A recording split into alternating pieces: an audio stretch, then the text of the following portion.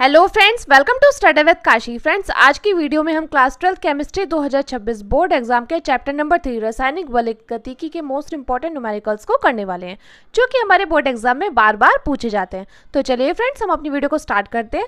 देखिए, इसमें हमारा न्यूमेरिकल है, एक प्रथम कोटि की अभिक्रिया का अर्ध आयु काल 60 मिनट है, तो कितने समय में यह अभिक्रिया 90% पूर्ण हो जाएगी।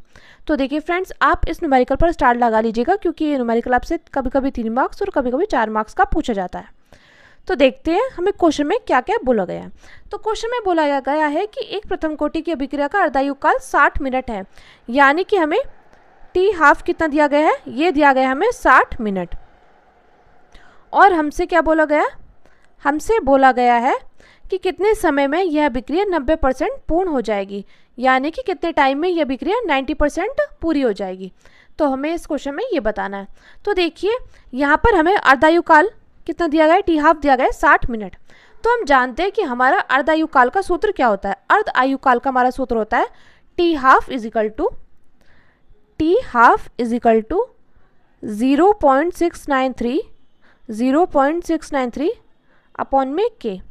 ये हमारा अर्धायु काल का सूत्र होता है।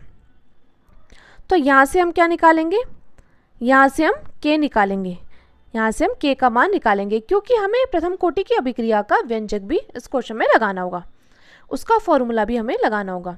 तो देखिए, टी हाफ का मान कितना दिया गया है, 60 दिया गया है। तो 60 बराबर 0.693 बटे में के। तो यानी कि ये के जो यहाँ चला जाएगा और 60 आ जाएगा यहाँ पर, तो आ जाएगा के बराबर 0.693 बटे में 60। ये हम इसको अपनी समीकरण 1 मान लेते हैं। हमने मान लिया ये क्या है, ये हमारी समीकरण 1 है। और देखिए, यहाँ पर हमें अभिकारक की प्रारंभिक सांद्रता ए का मान किसी समय 100 ही रहेगा, यानी कि देखिए यहाँ पर जो प्रारंभिक सांद्रता है, यहाँ पर जो प्रारंभिक सांद्रता ए का मान हम क्या करेंगे, किसी भी समय ए का मान क्या रहेगा, 100 रहेगा। तो हम लिख देंगे ए बराबर 100।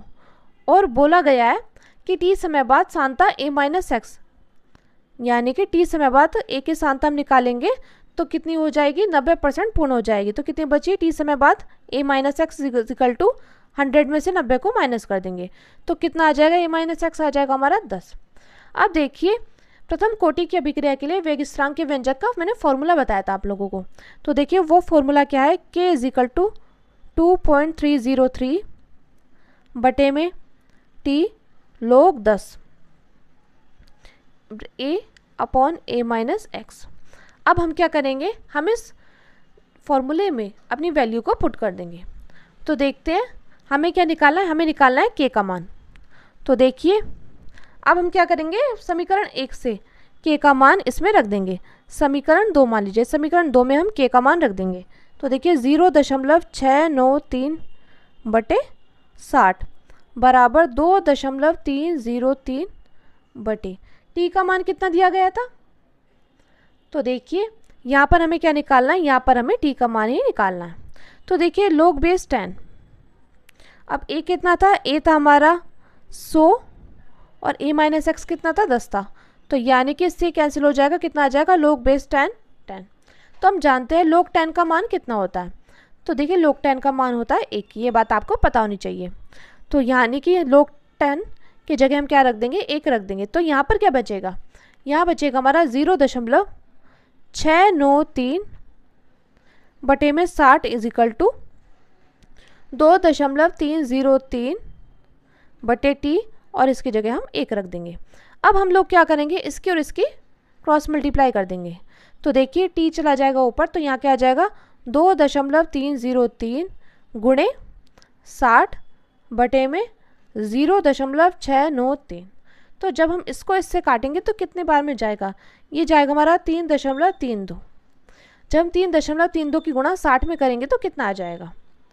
तो देखते हैं, टी बराबर 3.32 गुणे 60, तो कितना आ जाएगा, ये आ जाएगा हमारा 199 मिनट। यानी कि टी का मान कितना निकल कर आ जाएगा, टी का मान हमारा निकल कर आ गया है 199 मिनट। तो मैं उम्मीद करती हूँ फ्रेंड्स आपको ये न्यूमेरिकल अच्छे से समझ में आया होगा। अगर आपको वीडियो अच्छी लगी है तो प्लीज़ हमारे चैनल को सब्सक्राइब कीजिएगा और वीडियो को लाइक शेयर कमेंट जरूर कीजिएगा। तो चलिए फ्रेंड्स, मिलते हैं नेक्स्ट वीडियो में। Thank you, thanks for watching.